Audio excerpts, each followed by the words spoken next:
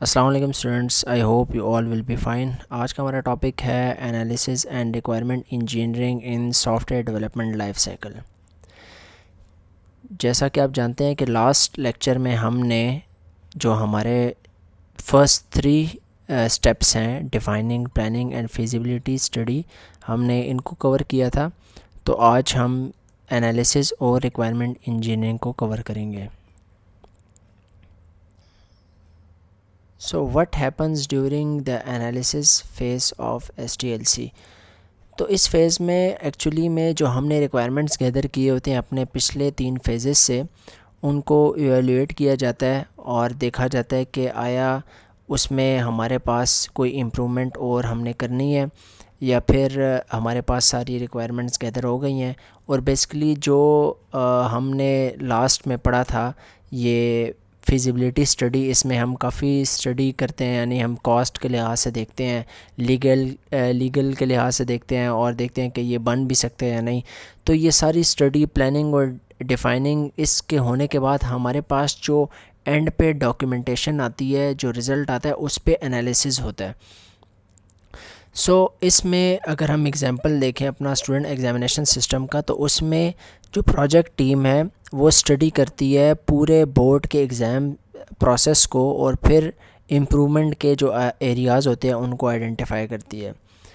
तो एनालिसिस में सिंपली हमारे पास पिछले फेजेस के सारे डाटा को इकट्ठा किया जाता है और उसका एनालिसिस होता है। एनालिसिस के बाद हमारे पास आता है रिक्वायरमेंट इंजीनियरिंग का फेज़। रिक्वायरमेंट इंजीनियरिंग में बेसिकली रिक्वायरमेंट्स को गैदर किया जाता है, उसको एनालाइज़ किया जाता है, फिर डॉक्यूमेंट किया जाता है। और हमारे पास इसमें जो 3 स्टेप्स इन्वॉल्व होते हैं, गैदरिंग, वैलिडेशन और मैनेजमेंट के।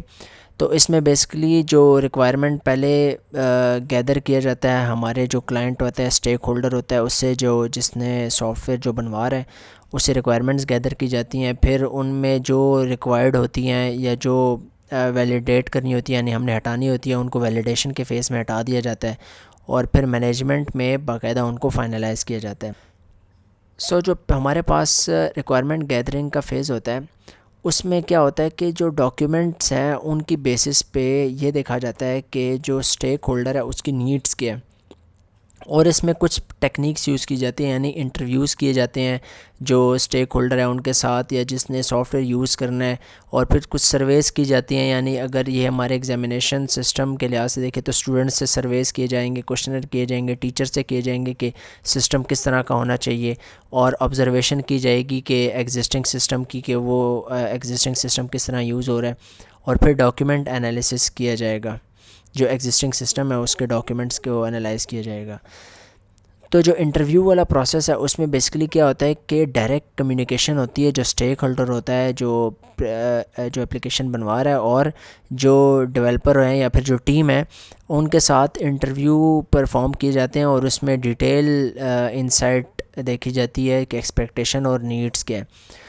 और इस स्टूडेंट एग्जामिनेशन सिस्टम में यही होगा कि जो बिज़नेस एनालिस्ट होगा वो इंटरव्यू लेगा स्टूडेंट्स की, फैकल्टी की, अंडरस्टैंड करने के लिए कि हमारे सिस्टम की नीड्स क्या हैं। सर्वेस और क्वेश्चनर्स जो होते हैं वो तब मेनली यूज़ की जाते हैं जब हमने बहुत बड़े रेंज में जो यूज़र हो तो उससे हमने इंफॉर्मेशन लेनी हो।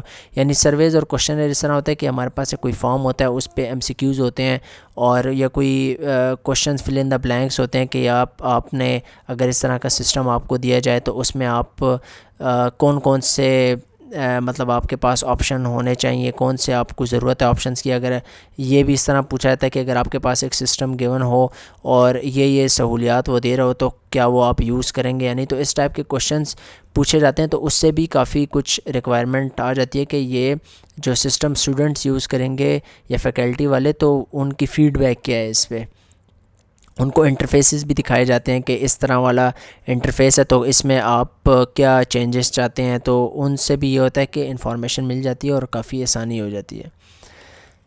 तो how is observation used in requirement gathering. तो ऑब्जर्वेशन में यही होता है कि जो एग्जिस्टिंग सिस्टम होता है उसको जाके देखा जाता है कि जो हमारा नेचुरल वर्क इन्वायरमेंट है उसको अंडरस्टैंड किया जाता है कि करंटली जो टास्क है वो कैसे परफॉर्म हो रहा है और उसमें किन किन इम्प्रूवमेंट्स की ज़रूरत है।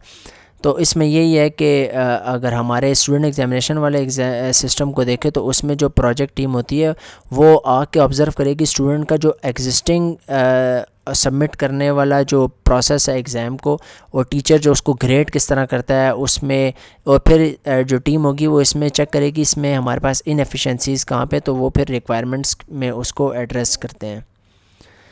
डॉक्यूमेंट एनालिसिस के फ़ेज़ में फिर ये होता है कि जो एग्जिस्टिंग रिपोर्ट्स होती है हमारे पास और मैनुअल्स होती हैं या पॉलिसीज़ होती हैं उसको डीपली देखा जाता है और उसको एनालाइज़ किया जाता है। तो इस एग्ज़ाम्पल में जो टीम होती है वो ग्रेडिंग पॉलिसीज़ को और पास्ट एग्जामिनेशन रिपोर्ट्स को गैदर करती है रिक्वायरमेंट्स के लिए। फिर रिक्वायरमेंट वैलिडेशन का स्टेप आता है। रिक्वायरमेंट वैलिडेशन में बेसिकली जो रिक्वायरमेंट्स गैदर हो चुकी होती हैं उसमें से जो रिक्वायरमेंट्स नीडेड जिनकी नहीं होती नीड, उनको निकाल दिया जाता है, और जो एक्यूरेट और अलाइंड होती है स्टेक होल्डर्स की नीड के साथ उन रिक्वायरमेंट्स को छोड़ दिया जाता है, मतलब उनको इंक्लूड किया जाता है। तो इस प्रोसेस में थॉरो रिव्यू किया जाता है और कंप्लीटनेस और करेक्टनेस को मेक श्योर किया जाता है। तो जो हमारा स्टूडेंट एग्जामिनेशन सिस्टम है उसमें टीम क्या करती है, जो रिक्वायरमेंट्स होती है उसको गैदर करती है to make sure they meet the needs of the student, teacher and administrators before proceeding to the next phase.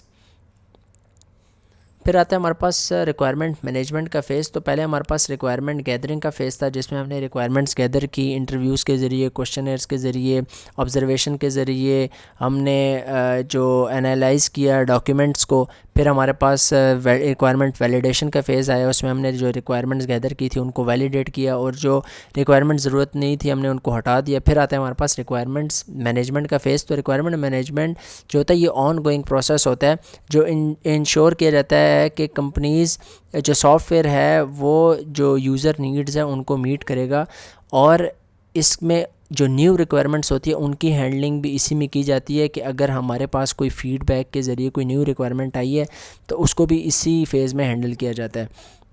अगर स्टूडेंट एग्जामिनेशन सिस्टम के पॉइंट ऑफ व्यू से देखें तो उसमें जब जो हमारे पास सिस्टम इवॉल्व होता है तो न्यू रिक्वायरमेंट्स भी आती हैं, तो उसको इंटीग्रेट किया जाता है to ensure the system remains relevant and functional.